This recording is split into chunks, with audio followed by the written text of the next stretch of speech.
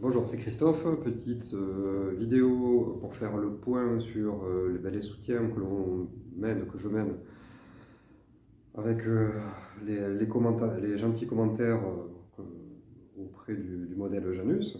Cette vidéo va être faite en plusieurs parties. La première partie, les fissures externes du système de domination. Euh,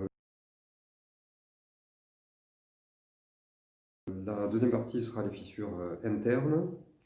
Et puis la dernière, ce sera un petit message, une notion, une vue d'espoir pour l'avenir, pour voir ces travaux publiés et confrontés dans une structure d'État publique.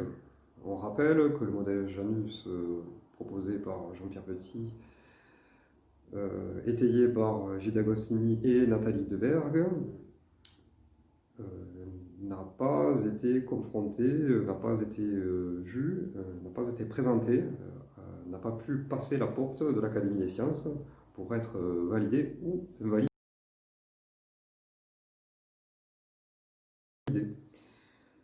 On rappelle que l'Académie des sciences a été fondée par Colbert, euh, dont le principe, la fonction première de l'Académie des sciences était de stimuler une confrontation, une vie scientifique. Je vous invite à aller voir sur Wikipédia la fiche expliquant les bases de l'Académie des sciences et le serment qu'ont dû faire certainement les soi-disant immortels qui ressemblent plus à des momies complètement sclérosées. Mais bon, ça c'est un autre problème. On avait vu que dans les précédentes vidéos que l'Académie des sciences était sous la coupe d'un lobby et qu'il y avait deux façons de faire, on va dire, faire entrer, faire passer la porte. C'était soit gentiment par l'intérieur, par l'infiltration. C'était la petite vidéo soutien à Jean-Pierre Petit, infiltration, avec des personnes qui pouvaient être ce que l'on appelle des gatekeepers, des électriciens, des techniciens, tous les petits métiers qui ne sont pas en rivalité avec les académiciens, mais qui passent des messages. Bon, à mon niveau, en fait, avec ma grille de lecture, je n'ai rien vu bouger. Il y a aussi la superstructure, c'est-à-dire ceux qui sont au-dessus des académiciens et qui, cette sorte de main invisible, mais qui est de plus en plus visible, pour ceux qui cherchent un peu, cet état profond, cette oligarchie, cette grille élitiste qui place leurs pions. Les académiciens sont... Il y en a certains qui sont choisis par rapport à d'autres, on ne sait pas comment, mais il y a une main qui les remonte et souvent, on dirait que ce n'est pas les meilleurs en ce moment. Donc on va s'intéresser à la superstructure. On avait parlé des élections américaines et de patience. Donc, les élections américaines ont eu lieu et il y a un blackout total au niveau des médias français. On ne sait pas ce qui se passe. Parce que la politique française, et on a vu que la science était dépendante du complexe militaro-politico-industriel, tout ça c'est lié, et cela dépendait des élections américaines. On ne voit rien passer, alors il faut regarder dans d'autres médias. Alors, je vais vous citer un média un petit peu complotiste qui montre qu'il y a des lézardes dans le tas profond. Trump est en train d'essayer de liquider l'État profond. Il évoque cette fois les armes hypersoniques. Donc je vous cite un article de Sputnik par Nikita Martinov.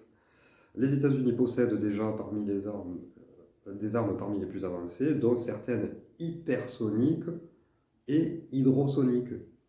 Donc ça, c'est la MHD française que nous a expliqué Jean-Pierre Petit. L'hydrosonique, c'est dans des torpilles avec une batterie atomique, quoi, pour créer un champ électromagnétique hyper fort et produire un mobile hyper véloce sous l'eau, avec la physique des plasmas. Donc je continue.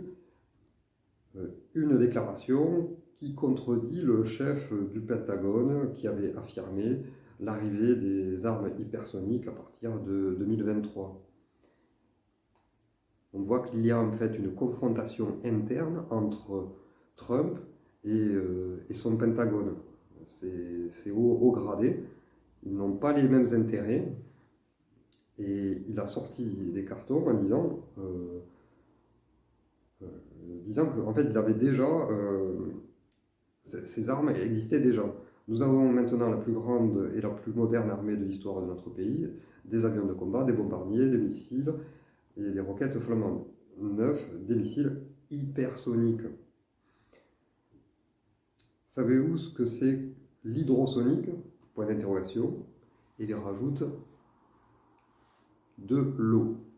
Point. A-t-il déclaré sans donner plus de détails.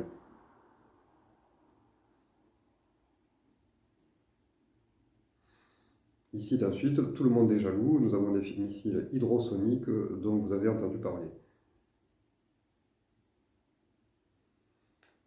Et il dit aussi, d'autres pays ont volé nos plans pendant l'administration Obama. Donc si cela est vrai, ça voudrait dire que les projets, je crois que c'était Avant-Garde, et sur les vidéos de Jean-Pierre Petit, qui nous montraient que déjà, ça fait plus de probablement 40 ans que c'est dans les cartons et ça existe. Mais peut-être qu'ils ont lâché des informations ou vendu des plans, hein, puisqu'on sait que l'administration Obama n'était pas des plus clairs au niveau de la corruption. Donc on dirait qu'il y a des lézardes. L'autre lézarde qui est intéressante, et je l'ai mise je l'incrusterai, c'est que le Texas a fait appel à la Cour suprême pour invalider les comptages des élections. Ce qui voudrait dire qu'ils feront appel à un décret, non pas au jugement fédéral, mais au-dessus, à la Cour suprême. Alors, pour aller au bout des choses, Alexis Cossette décrypte très bien et explique que c'est un piège tendu par Trump. Il savait que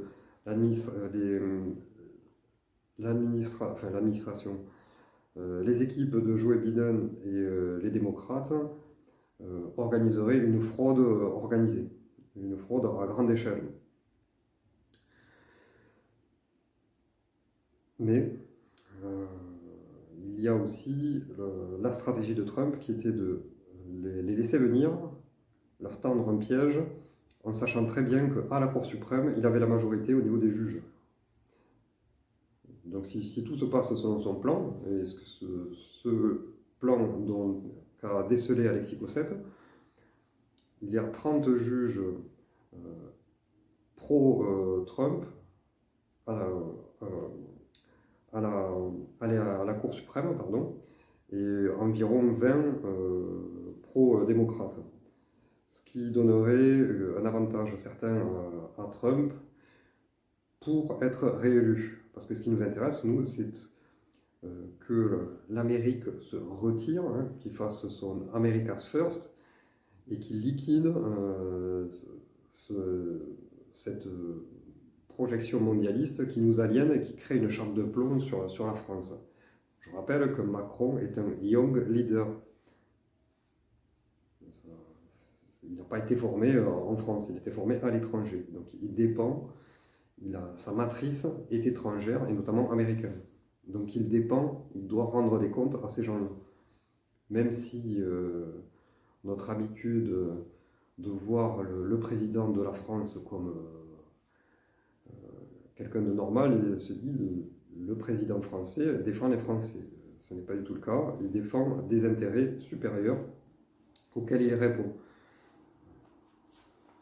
À ce titre, Macron est aussi attaché à la Rothschild Bank. Il a travaillé chez eux.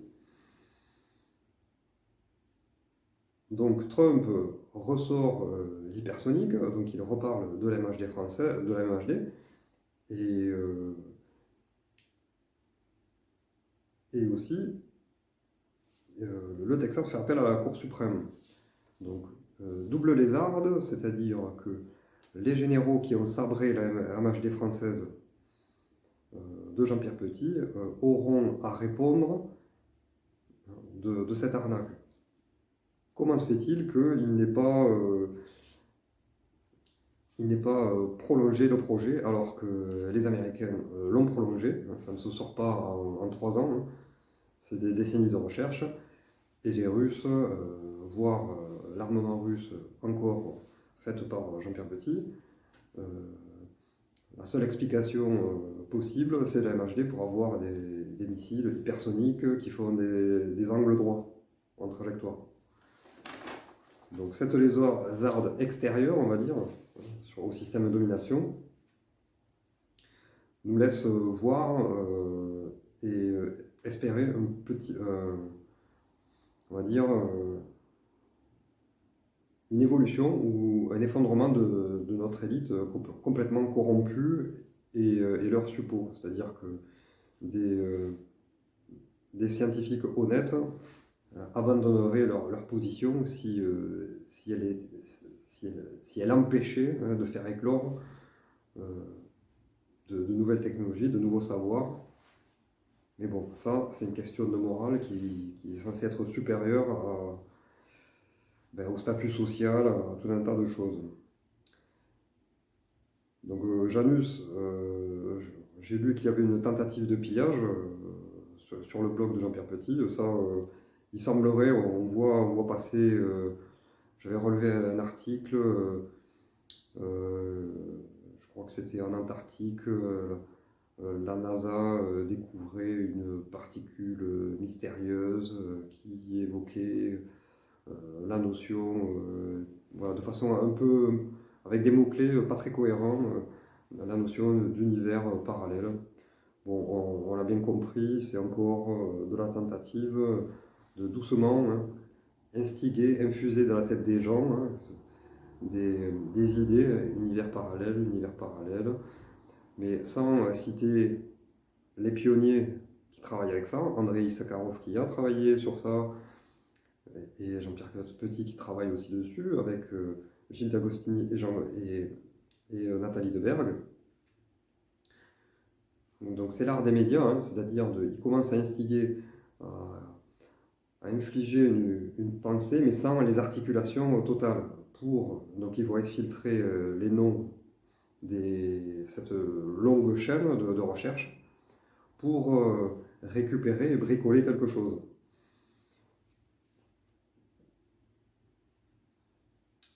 Donc bon, là c'est un message personnel aux académiciens, à l'HIES, enfin tous ces gens qui refusent le combat scientifique loyal, la confrontation scientifique. Je vous le garantis, vu le parcours de Jean-Pierre Petit, il vous enterrera tous. Il vous enterrera tous. C'est quelqu'un qui peut durer 20, 30 ans encore. Donc, il faudrait lâcher du lest. Mais bon, ça, il n'y a que la transcendance qui puisse répondre à cela. Au niveau de lecture, je vous prépare, je suis en train de lire un livre qu'on m'a gentiment prêté, OVNI, l'extraordinaire découverte. Alors ce n'est pas que le titre est clinquant, mais il y a du contenu scientifique. C'est un livre qui est paru il y a un petit moment, avec M. Bourré et aussi Jean-Pierre Petit. Donc aux éditions Très Daniel. Donc je pense qu'il n'a pas il n'a pas eu de tambour médiatique, mais je vous prépare une note de lecture là-dessus. Le Métaphysicon aussi est sorti. Je faisais tout tout ce ramdam, toute cette agitation pour préparer la venue du métaphysico. Bon, je suis en retard, excusez-moi. Je mène plusieurs fronts à la fois, mais celui-ci me tenait à cœur. Je suis gré et reconnaissant. En termes de reconnaissance, si vous voulez soutenir, je crois, Jean-Pierre Petit, j'ai mis en première page la pétition pour demander une confrontation scientifique loyale. Et s'il y en a qui connaissent le nom de l'association pour aider le modèle Janus, vous pouvez le mettre en commentaire, ce serait gentil. Au niveau interne, parce qu'on a vu que la superstructure lézardée, hein, ça se passe à l'ouest, hein, ça se passe aux États-Unis.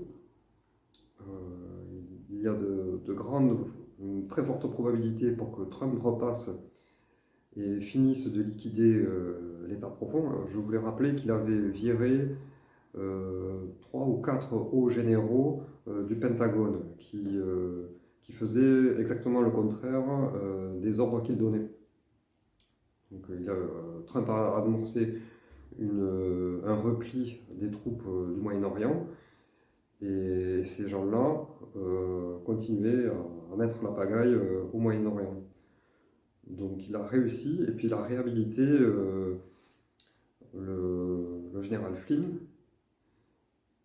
qui est sorti en fait des soupçons de collusion pro-russe. Il a été blanchi, donc il pourra opérer et soutenir son président et aller au bout, hein, c'est-à-dire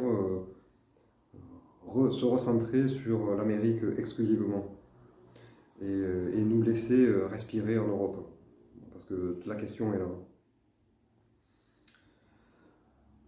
Une note d'espoir, donc j'avais dit, et c'est au niveau de l'interne, sur le sol français, on voit que ça sert. Il y a quand même la loi sécurité globale, il y a une loi de fichage là, qui est passée. Alors c'est pas du complotisme, hein, vous tapez fichage, je crois c'est sur Twitter, ils sont autorisés maintenant à collecter sur les réseaux sociaux toutes nos données pour faire une fiche d'orientation politique, de pensée et tout ça.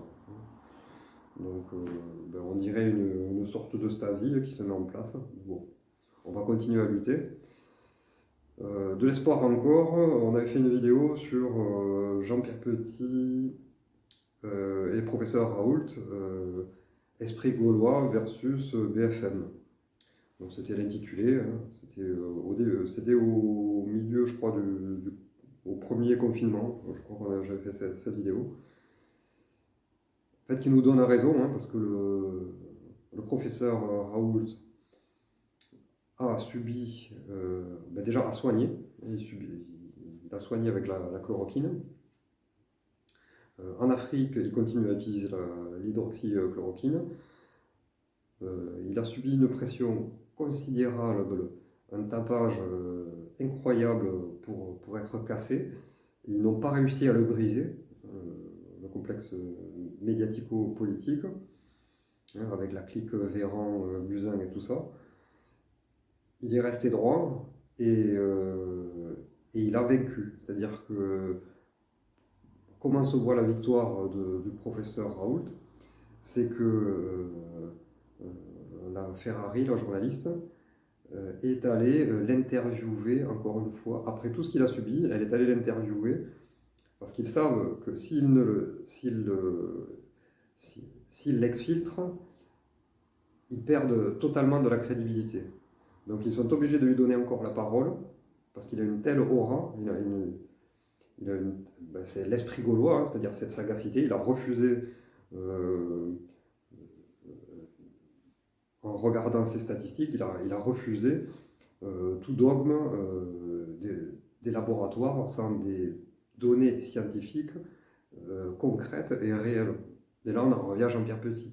Il ne s'est pas écarté du topos, hein, du concret, et il a continué à avancer avec cet esprit de recherche.